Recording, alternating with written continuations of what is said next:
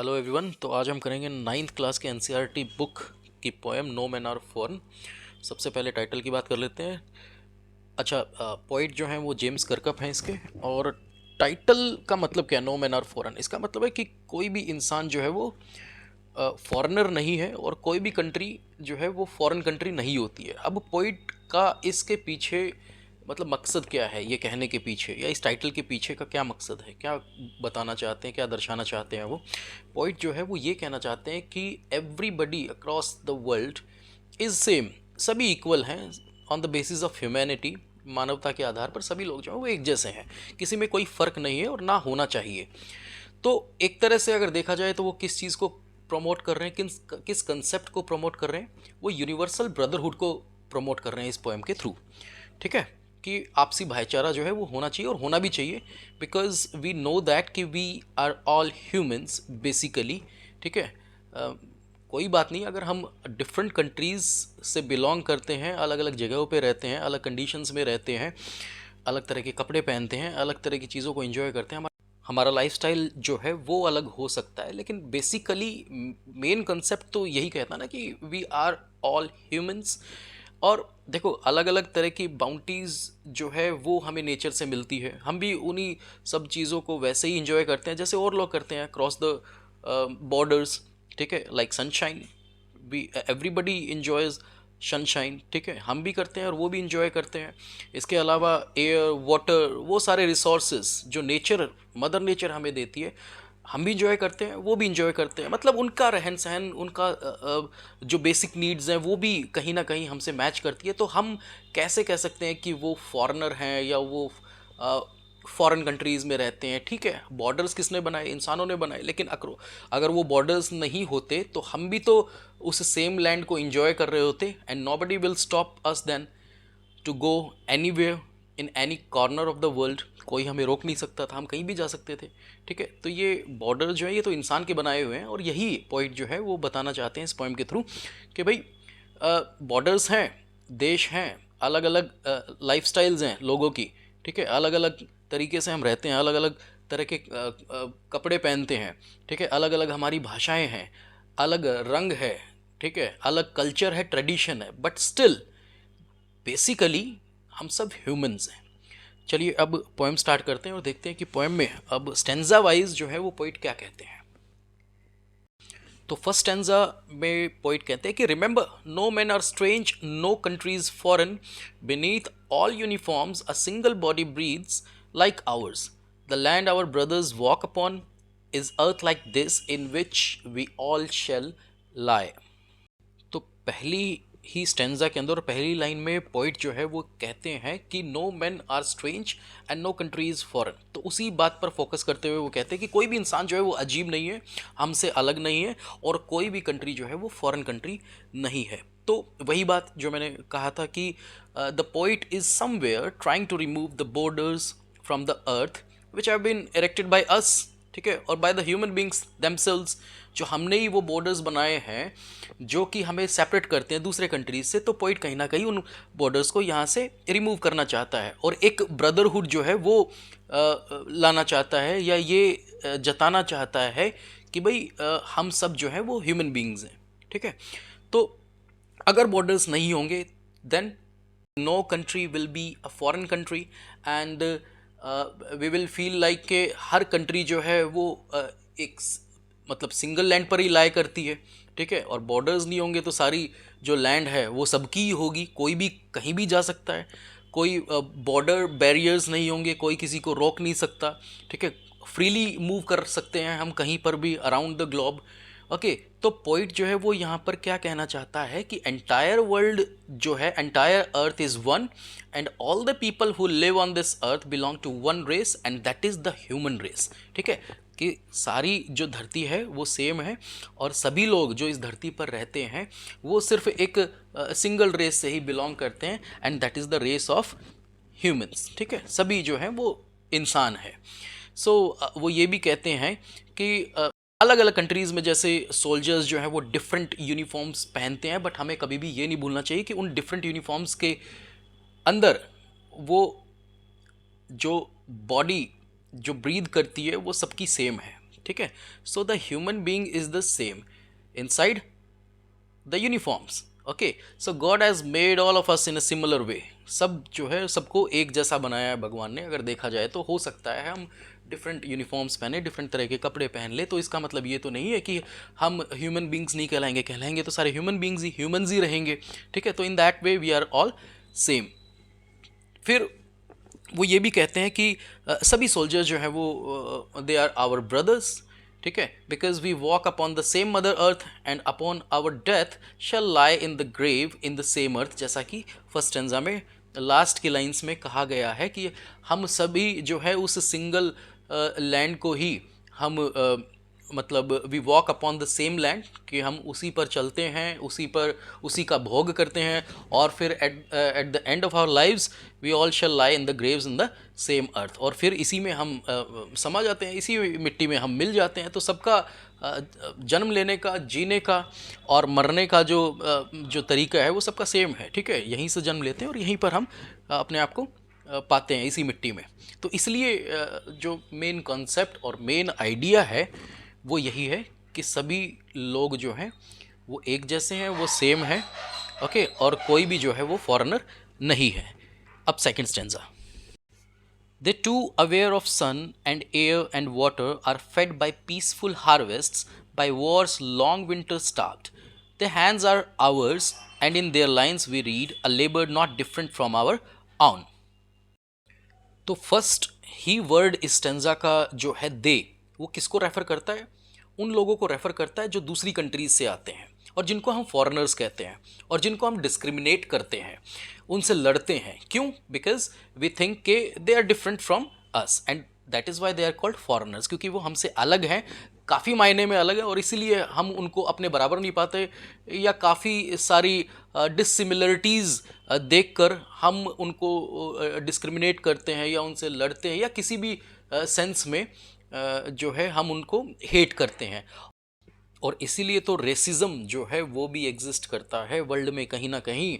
और देखो काफ़ी सारी न्यूज़ हमें सुनने को मिलती है कि उस कंट्री में इंडियंस के ऊपर अटैक हुआ है, चाहे वो यूरोप हो, ऑस्ट्रेलिया हो. पहले तो काफ़ी ज़्यादा एक बार अटैक्स जो हैं वो बढ़ गए थे दूसरी कंट्रीज़ में. वो ज़रूरी नहीं है इंडियंस के खिलाफ, मतलब हर कंट्री में कहीं ना कहीं इस तरह के फ्रीक्स होते हैं, इस तरह के लुनेटिक्स या इस तरह के क्रेज़ी लोग होते हैं जिनमें ये भावना होती है कि भाई कोई क्यों हमारे देश में किसी दूसरे देश का, जिनका ट्रेडिशन, कल्चर और बहुत सारी चीज़ें जो हैं अलग हैं, वो क्यों हमारे देश में आके रहे और क्यों हमारी अपॉर्चुनिटीज़ को वो छीने. तो इसलिए वो क्या करते हैं, वो रेसिज्म स्टार्ट कर देते हैं और उनको डिस्क्रिमिनेट करते हैं इन एनी सेंस. ठीक है, तो ये चीज़ें जो है वो गलत हैं और ये चीज़ें नहीं होनी चाहिए. और यही पॉइंट जो है इस पोएम के थ्रू समझाना चाहता है कि सारे जो हैं वो एक जैसे हैं. तो आगे क्या कहता है वो इसी स्टेंजा के अंदर कि नेचर ने हमें बहुत सारी बाउंटीज़ दी हैं, बहुत सारे रिसोर्सेज जो हैं वो दिए हैं नेचर ने. और nature is not biased here. Nature ने कोई मतलब नाप तोल के नहीं दिए कि इनको ज़्यादा दिया है या हमें कम दिया है, इस तरह से नहीं. सब नेचर ने सबको बराबर दिया है. अब वो हमारे ऊपर है कि हमने उसको किस तरह से संभाला है. ठीक है, सबको सनलाइट दी है, एयर दिया है, वाटर दिया है इन इक्वल मेजर.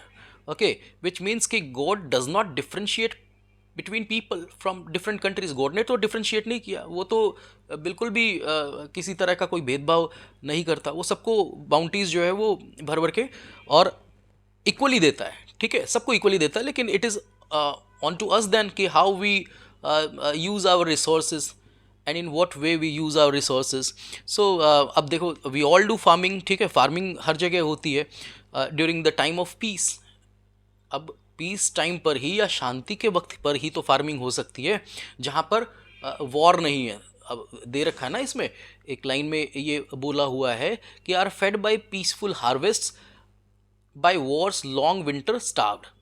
तो मतलब फार्मिंग होती है और कब होती है, वो शांति के वक्त ही होती है. ठीक है, जहाँ पर कहीं पर डिस्टर्बेंस है या कोई वॉर है तो वहाँ पर तो बिल्कुल भी फार्मिंग नहीं होती है. और इसके एग्जांपल जो है वो हम कहीं पर भी उठा सकते हैं कि कभी भी कोई भी कंट्री अगर किसी दूसरी कंट्री के साथ इंगेज होती है किसी भी तरह के वॉर में, तो ये ऐसा नहीं है कि सिर्फ सोल्जर्स लड़ते हैं या वही इफेक्टेड होते हैं. नहीं, वहाँ की जनता भी कहीं ना कहीं उसके कॉन्सिक्वेंसेस को फेस करती है हर जगह. ठीक है, तो ये कॉन्सिक्वेंसेस भी सिर्फ हम ही नहीं, वो सारे लोग भुगतते हैं जिनकी कंट्री कहीं ना कहीं इंगेज्ड होती है किसी भी तरह के वॉर में। ठीक है, तो जिस तरह से हम इन कॉन्सिक्वेंसेस को फेस करते हैं, तो वो लोग भी तो फेस करते हैं जो फॉरेनर्स हैं, जिनको हम फॉरेनर्स कहते हैं। और अगर ऐसा नहीं है, हम किसी भी तरह के वॉर में अगर इंगेज नहीं हैं, तो फिर वो पीसफुल हार्वेस्ट जैसे हम इंजॉय करते हैं वो लोग भी इंजॉय करते हैं इन the same way. Okay.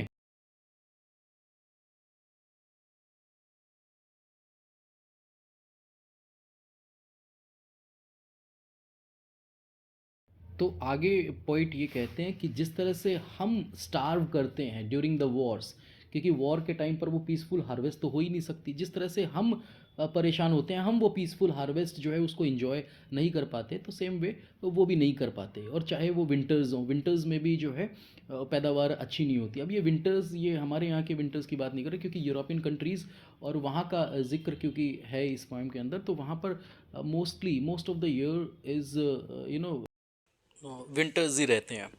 Okay. तो इसीलिए पॉइंट कहते हैं कि during the war and during the winter, जिस तरह से हम सफ़र करते हैं उसी तरीके से वो लोग भी सफ़र करते हैं। ठीक है, वो भी वो पीसफुल हार्वेस्ट को एंजॉय नहीं कर पाते हैं। So in the same way ही सेज कि फॉरेनर्स और हम जो हैं वो कहीं ना कहीं इस कॉन्सेप्ट पे भी बिल्कुल सेम है। And then the poet says that even their hands are same as ours, जैसे हाथ हमारे हैं वैसे ही उनके भी हैं। Okay. And they also do work very hard just like we do, जैसा हम मेहनत करते हैं बहुत ज़्यादा, तो उसी तरीके से वो भी करते हैं और उन्हें भी उसी हिसाब से फल मिलता है।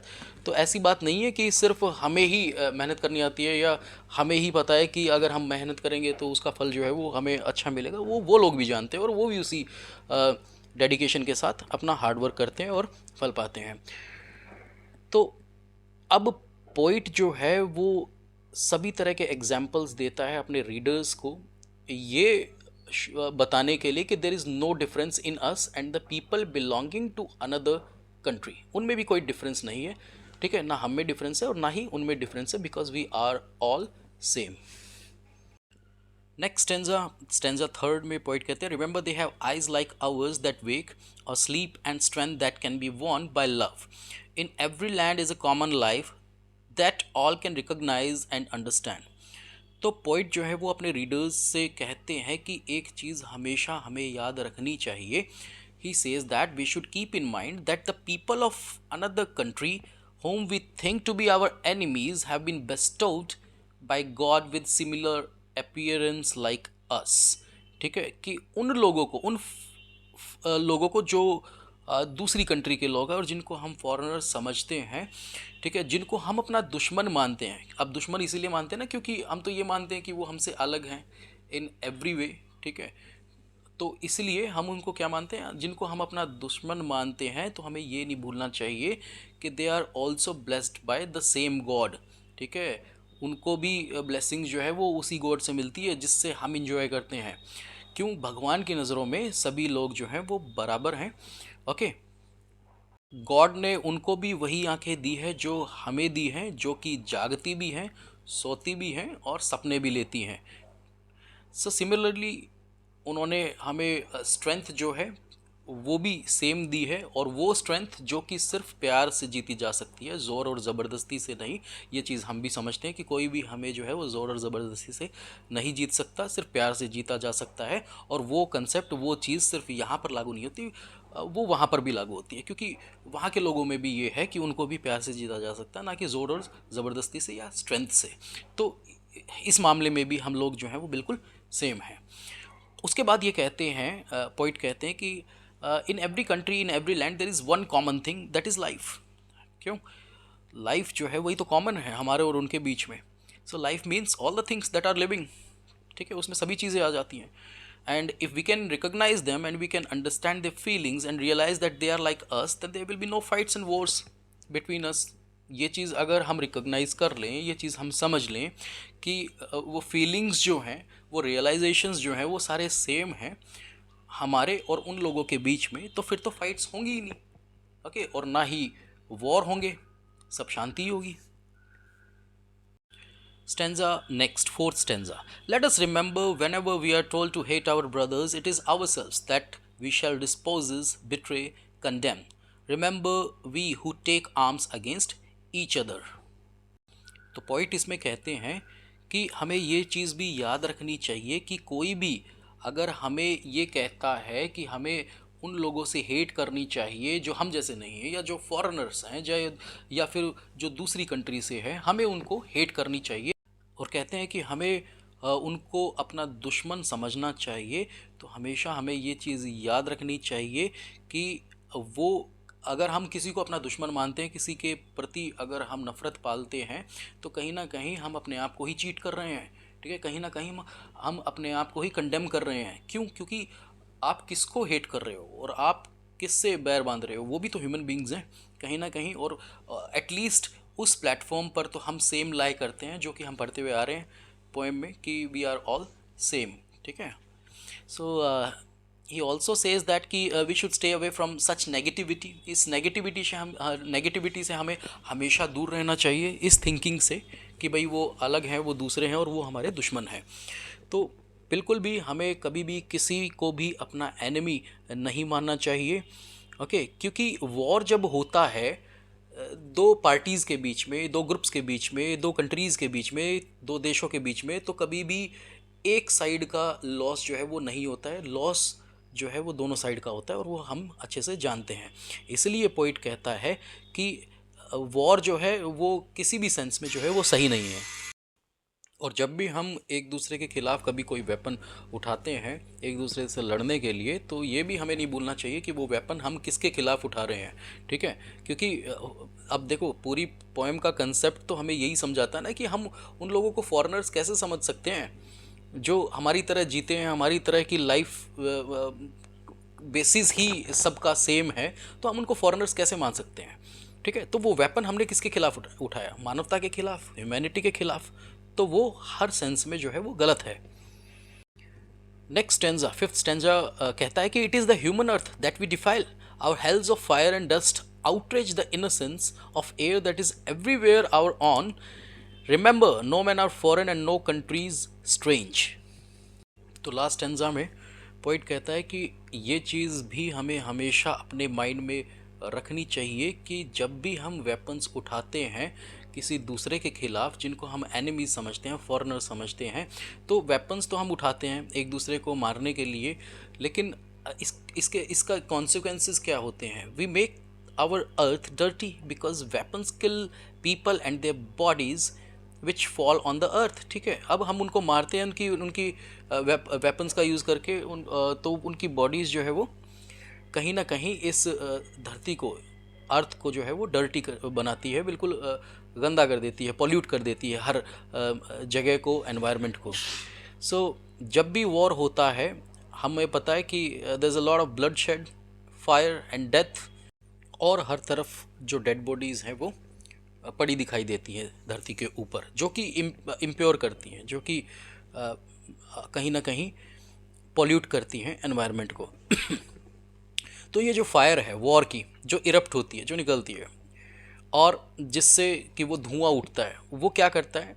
वो धुआं, वो डस्ट जो उस लड़ाई से जो उठता है, लड़ाई के मैदान से, तो वो क्या करता है? उस वहाँ के वातावरण को पॉल्यूट करता है, वहाँ की हवा को जो है वो बिल्कुल इम्प्योर कर देता है। ठीक है, तो ये जो प्योरिटी थी एयर की वो बिल्कुल ख़त्म हो जाती है, and this is due to the war only.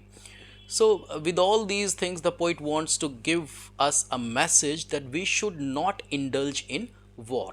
तो इसी से जो है, यहीं से पोइट जो है वो एक मैसेज हमें देना चाहता है कि कभी भी हमें वॉर्स में नहीं पढ़ना चाहिए। और फाइनली वो इस पोएम को ख़त्म करते हैं ये लिखते हुए, और कह सकते हैं कि वही उसी लाइन को दोहराते हुए जो पहली लाइन थी कि we should always remember that no men are foreign and no country is strange.